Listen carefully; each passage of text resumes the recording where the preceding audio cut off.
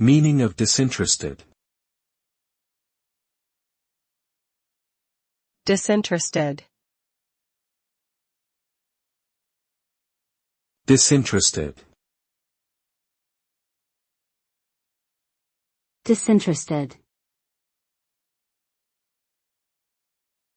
Disinterested. The word disinterested means impartial or unbiased.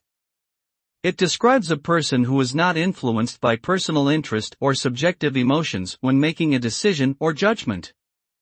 A disinterested person is free from any conflicts of interest and is able to make objective and fair decisions. In other words, they are not partial to one side or the other and are neutral in their approach. This can be beneficial in situations where fairness and objectivity are important, such as in legal proceedings, debates, or negotiations.